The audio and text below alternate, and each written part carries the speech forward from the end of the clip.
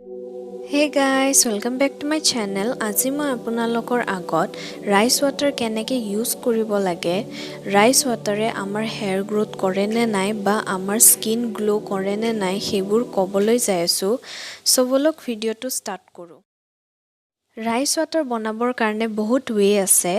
আপোনালোকে চাউলখিনি যেতিয়া বইল কৰাৰ পিছত যোনখিনি পানী বাচি যায়, সেই পানীখিনি আপোনালোকে এটা আইনাৰ গ্লাছত ষ্ট'ৰ কৰিও ইউজ কৰিব পাৰে।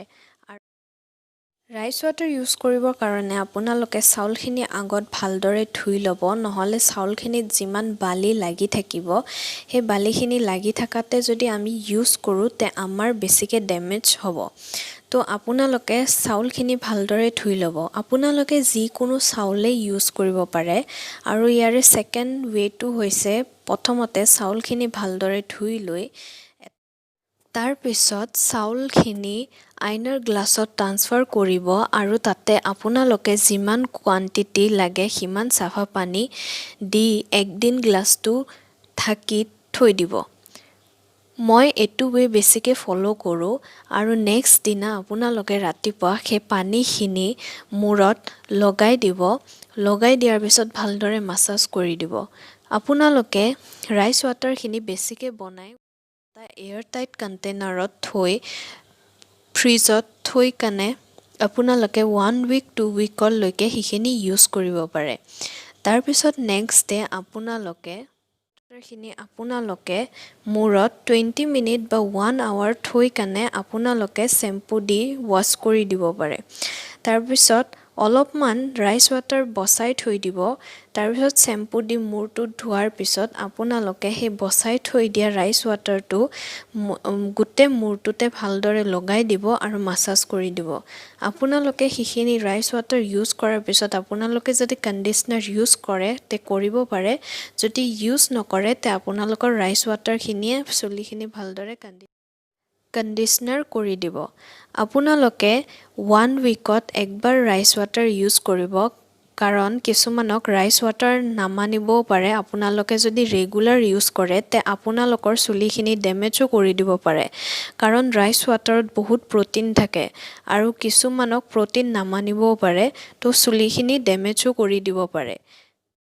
ৰাইচ ৱাটাৰ স্কিনৰ কাৰণে মই ছেকেণ্ড ৱেটো ফ'ল' কৰোঁ। তো মই ছাজেষ্ট কৰিম যে আপোনালোকে ছেকেণ্ড ৱেটোৱে ইউজ কৰিব। আৰু কিছুমানে ভাবে যে ৰাইচ ৱাটাৰ আমাৰ হেয়াৰ গ্ৰোথ প্ৰম'ট কৰে, তো আমাৰ ফেচত ইউজ কৰিলে আমাৰ ফেচিয়েল হেয়াৰ বেছিকৈ হ'ব। কিন্তু গাইজ মই এইটো বহুত ইউজ কৰিছোঁ, কিন্তু মোৰ ফেচিয়েল হেয়াৰ এতিয়ালৈকে গ্ৰোথ হোৱা নাই। তো আপোনালোকে এইটো ইউজ কৰি চাব পাৰে। ইউজ কৰিলে আপোনাৰ স্কিনখন গ্লো কৰি দিব। চ' গাইজ আপোনালোকে ৰাইচ ৱাটাৰটো একবাৰ আপোনালোকৰ স্কিন ৰুটিনত ইনক্লুড কৰি চাওক, আপোনালোকে নিজে ডিফাৰেঞ্চ দেখা পাব। আপোনালোকে ৰাইচ ৱাটাৰটো মুখখন ক্লিন কৰিবৰ কাৰণেও ইউজ কৰিব পাৰে বা টোনাৰ হিচাপেও ইউজ কৰিব পাৰে। মই ৰাইচ ৱাটাৰ স্কিনত লগোৱাৰ আগতে মুখখন ভালদৰে ফেচ ৱাছ কৰি লওঁ। কৰাৰ পিছত ভালদৰে মুচি লওঁ। মুচাৰ পিছত ৰাইচ ৱাটাৰখিনি মুখত ভালদৰে লগাই লওঁ। লগাই লৈ অলপ টাইম মাছাজ কৰি থাকোঁ। মাছাজ কৰাৰ পিছত এইটো মই নিজে এয়াৰ ড্ৰাই হ'ব দিওঁ। শুকাই যায় তেতিয়া মই নৰ্মেল ৱাটাৰ দি ভালদৰে ৰাইচ ৱাটাৰখিনি ধুই লওঁ। ধুই লোৱাৰ পিছত মই টোনাৰ আৰু মইশ্চাৰাইজাৰ ইউজ কৰোঁ। আপোনালোকে এই ৱেটো ফ'ল' কৰিব পাৰে। মই এইটো ৱে ফ'ল' কৰোঁ আৰু ফ'ল' কৰি বহুত বেছিকৈ বেনিফিট পাইছোঁ। চ' গাইজ আজিলৈ ইমানে। মোৰ যদি ভিডিঅ'টো ভাল লাগিল তে লাইক কৰিব, শ্বেয়াৰ কৰিব আৰু মোৰ চেনেলটো ছাবস্ক্ৰাইব কৰি দিব। আৰু যদি আপোনালোকৰ এই ভিডিঅ'টো ভাল লাগিল তে মোক কমেণ্ট ছেকশ্যনত একবাৰ জনাই দিব। Thank you everyone.